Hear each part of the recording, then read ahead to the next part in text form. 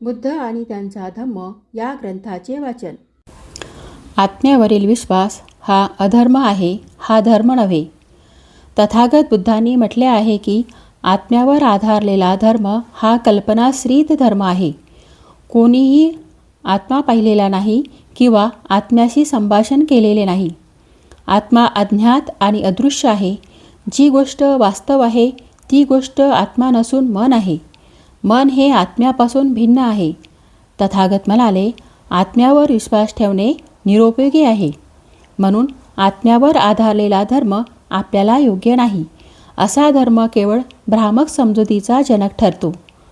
तथागत बुद्धांनी हा प्रश्न इथेच सोडलेला नाही. तथागतांनी त्या प्रश्नांची सांगोपांग चर्चा केली आहे. आत्म्याच्या अस्तित्वावरील विश्वास हा देखील देवाच्या अस्तित्वावरील विश्वासाइतकाच सर्वसाधारण आहे. आत्म्याच्या अस्तित्वावरील विश्वास हे ब्राह्मणी धर्माचे एक अंग होते. ब्राह्मणी धर्मात जीवाला आत्मा किंवा आत्मन संबोधितात. ब्राह्मणी धर्मात आत्मा हे त्या तत्वविशेषाला नाव देण्यात आले आहे की जे शरीरापासून वेगळे परंतु शरीराच्या आत आणि जन्मापासून शरीरात वास्तव्य करते. आत्म्याच्या अस्तित्वावरील विश्वासाच्या अनुषंगाने दुसरेही विश्वास अंतर्भूत होतात. आत्मा शरीराबरोबर मरण पावत नाही. तो दुसऱ्या जन्माच्या वेळी दुसऱ्या शरीरात जन्म घेतो. शरीर हे आत्म्याचा एक पेहरावच आहे. तथागत बुद्ध आत्म्यावर विश्वास ठेवीत असत काय? याचे उत्तर आहे नाही. तथागत विश्वास ठेवीत नसत. आत्म्यासंबंधीच्या तथागतांच्या सिद्धांताला अनात्मवाद असे म्हणतात.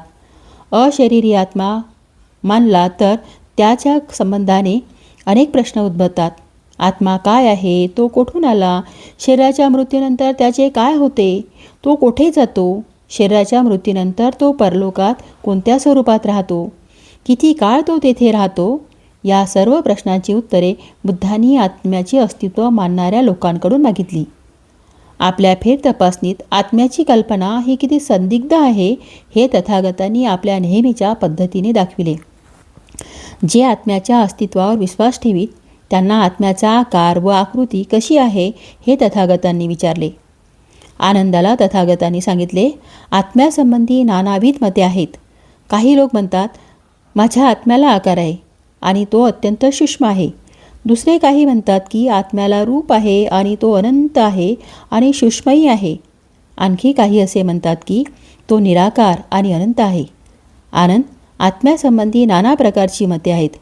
जे आत्म्याच्या अस्तित्वावर विश्वास ठेवतात त्यांची आत्म्यासंबंधी कल्पना काय आहे? हाही बुद्धाचा दुसरा प्रश्न होता. कोणी म्हणतात आत्मा हा सुखदुःखाच्या अनुभवाची क्रिया आहे. दुसरे कोणी म्हणतात की नाही, माझा आत्मा सुखदुःखाच्या अनुभवाची क्रिया नाही, तो अननुभवशील आहे. आणखी दुसरे म्हणतात नाही, माझा आत्मा सुखदुःखाच्या अनुभवाची क्रिया असून अनुभवशीलता हा त्याचा धर्म आहे. आत्म्यासंबंधी अशा विविध कल्पना आहेत. यानंतर बुद्धांनी जे आत्म्याच्या अस्तित्वावर विश्वास ठेवतात त्यांना शरीराच्या मरणोत्तर आत्म्याची काय स्थिती होते असा प्रश्न विचारला. तथागतांनी असाही प्रश्न विचारला की शरीराच्या मृत्यूनंतर आत्मा पाहता येतो काय? तथागतांना अगिनज संदिग्ध उत्तरे मिळाली. शरीराच्या मृत्यूनंतर आत्मा आपला आकार कायम राखू शकतो काय? यासंबंधी तथागतांना 8 भिन्न अंदाजाची उत्तरे मिळाली. आत्मा शरीराबरोबर मरण पावतो काय? यासंबंधीही तथागतांना अगणित अंदाज व कल्पना आढळल्या. तथागताने शरीराच्या मृत्यूनंतर आत्मा सुखी असतो की दुःखी असतो हाही प्रश्न विचारला. शरीराच्या मृत्यूनंतर आत्मा सुखी असतो काय? यासंबंध श्रमण ब्राह्मणांची मते भिन्न होती. काही म्हणाले की तो अतिशय दुःखी असतो. काही म्हणाले तो सुखी असतो. इतर काही म्हणाले की तो सुखी व दुःखी पण असतो व इतर म्हणाले तो सुखी अथवा दुःखीही नसतो. आत्म्याच्या अस्तित्वाच्या विश्वासावरील ह्या सर्व सिद्धांताला त्यांनी दिलेले उत्तर चुंदाला त्यांनी दिलेल्या उत्तरासारखेच होते. चुंदाला तथागत म्हणतात, हे चुंद, जे श्रमण ब्राह्मण या मतांपैकी कोणत्याही एका मतांवर विश्वास ठेवतात त्यांच्याकडे जाऊन मी त्यांना विचारतो, मित्रांनो, हे तुमचे म्हणणे ठीक आहे काय? आणि ते उत्तर देतात, होय, माझेच मत खरे आहे. दुसरी मते मूर्खपणाची आहेत. मी त्यांचे मत स्वीकारित नाही. का? कारण लोकांची या विषयासंबंधी भिन्न मते आहेत. त्यांची मते मी माझ्या मतांपेक्षा श्रेष्ठ मानित नाहीत. एवढेच काय, ती माझ्या मताच्या तोडीचीही मी मानित नाही. आता एक महत्त्वपूर्ण प्रश्न पुढे येतो, तो असा की आत्म्यावरील विश्वासाच्या सिद्धांताविरुद्ध तथागत बुद्धांची विचारसरणी काय होती? आत्म्याविरुद्ध तथागत बुद्धांनी जी सर्वसामान्य विचारसरणी मांडली आहे तीच विचारसरणी ईश्वराचे अस्तित्व नाकारताना मांडलेली आहे. तथागतांनी असा विचार मांडला आहे की आत्म्याच्या अस्तित्वाची चर्चा ही देवाच्या अस्तित्वाच्या चर्चेइतकीच निरुपयोगी आहे. देवाच्या अस्तित्वावरील विश्वास हा सम्यक दृष्टीला जितका बाधक आहे तितकाच आत्म्याच्या अस्तित्वावरील विश्वास बाधक आहे. तथागतांनी असे विवेचन केले आहे की देवावरील विश्वास हा ज्या प्रकारे भ्रामक समजुती निर्माण करतो त्याच प्रकारे आत्म्याच्या अस्तित्वावरील विश्वास भ्रामक समजुतींना कारणीभूत होतो. तथागतांच्या मते तर आत्म्याच्या अस्तित्वावरील विश्वास हा देवाच्या अस्तित्वावरील विश्वासापेक्षा भयंकर आहे, कारण त्यामुळे पुरोहित वर्ग निर्माण होतो, भ्रामक समजुतीचा मार्ग मोकळा होतो. एवढेच नव्हे तर तो पुरोहित वर्गाला माणसाच्या जन्मापासून मृत्यूपर्यंत आणि मृत्यूनंतरही मृतांच्या नातेवाईकांवर सत्ता गाजविण्याचा अधिकारही बहाल करतो. ह्या सर्वसाधारण विचारसरणीमुळेच तथागत बुद्धांनी आत्म्याच्या अस्तित्वासंबंधी काही दृढपूर्वक मत व्यक्त केलेले नाही, असे काही जण म्हणतात. दुसरे काही म्हणतात की तथागतांनी आत्म्याच्या अस्तित्वाच्या सिद्धांताचे खंडन केले नाही. आणखी दुसरे काही म्हणतात तथागतांनी या प्रश्नाच्या उत्तराला बगल दिलेली आहे. ही सर्व मते चूक आहेत, कारण तथागतांनी महालीला स्पष्टपणे आणि निश्चित शब्दात सांगितले आहे की आत्मा काही वस्तू नाही. म्हणूनच तथागतांच्या सिद्धांताला अनात्मवाद असे म्हणतात. आत्म्याच्या विरुद्ध या सर्वसामान्य विचारसरणीपेक्षाही तथागत बुद्धांनी त्याविरुद्ध अगदी खास अशी खंडनकारक विचारसरणी मांडलेली आहे. आत्म्याचे वेगळे असे अस्तित्व स्थापन करणाऱ्या सिद्धांताविरुद्ध तथागत बुद्धांनी आपला नामरूप सिद्धांत मांडला. हा नामरूप सिद्धांत विभज्यवादाच्याद्वारे केलेल्या परीक्षणाचा परिणाम आहे.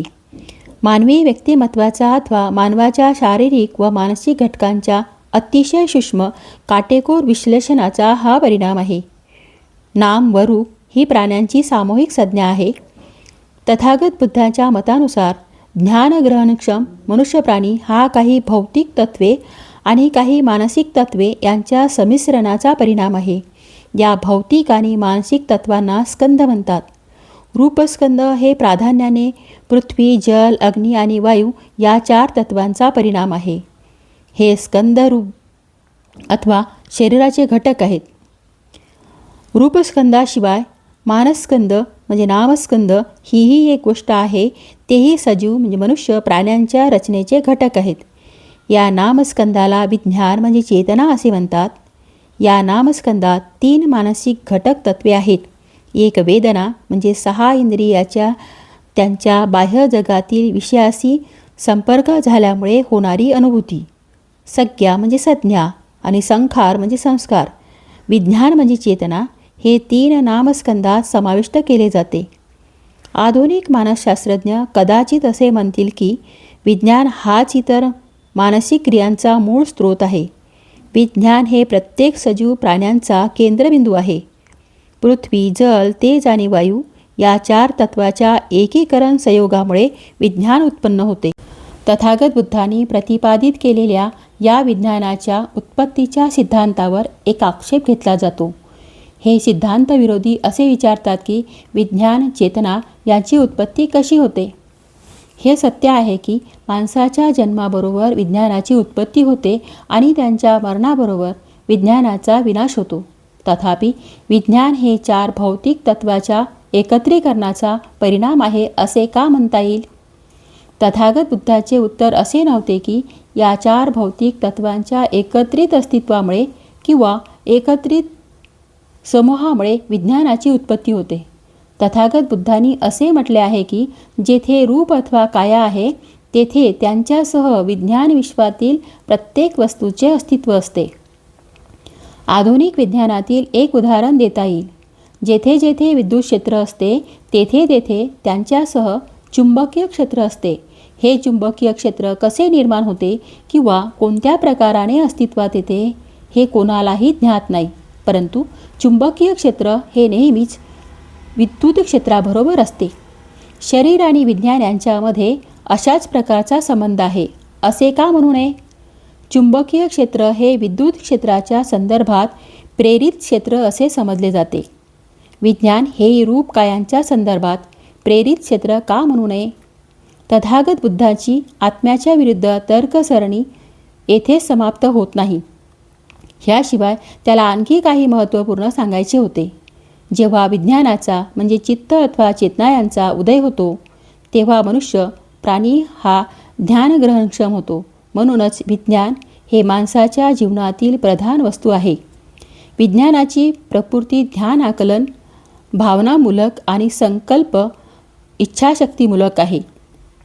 विज्ञान जेव्हा आकलन करते तेव्हा ते ज्ञान आकलन मूलक असते. हे ज्ञान सहज ग्रहण आकलन झालेले असेल किंवा समजून ग्रहण झालेले असेल, ते आपल्या आत घडणाऱ्या घटनांची असेल किंवा बाह्य घटनांची असू शकेल. सुखकर किंवा दुःखकारक लक्षणांनी युक्त अशा चित्ताच्या अवस्थेत जेव्हा विज्ञान असते तेव्हा त्याला भावनामूलक विज्ञान म्हणतात. भावनामूलक विज्ञान वेदनांची अनुभूती निर्मिते. विज्ञान आपल्या संकल्प इच्छाशक्तीमूलक अवस्थेत माणसाला विशिष्ट उद्देश साध्य करण्यासाठी क्रियेची प्रेरणा देते. क्रियाशील विज्ञान हे संकल्पाचे जनक आहे. यावरून असे स्पष्ट होते की मनुष्य प्राणी जेवढी मनुष्य प्राणी म्हणून क्रिया करतो तीही सर्व विज्ञानाच्या द्वारा आणि त्याचा परिणाम म्हणून करतो. या विश्लेषणानंतर तथागत बुद्ध प्रश्न विचारतात की आता आत्म्याने करायचे कोणते कार्य शिल्लक राहते? आत्म्याची म्हणून जी कार्य मानली जातात ती सर्व विज्ञानाच्या द्वारेच होत असतात. ज्याचे काही कारण नाही असा आत्मा मानणे हे तर्कविसंगत मूर्खपणाचे आणि विवेकशून्यतेचे आहे. या पद्धतीने तथागत बुद्धांनी आत्म्याच्या अस्तित्वाचे खंडन केले आहे. याच कारणास्तव आत्म्याचे अस्तित्व हे धम्माचे अंग असू शकत नाही.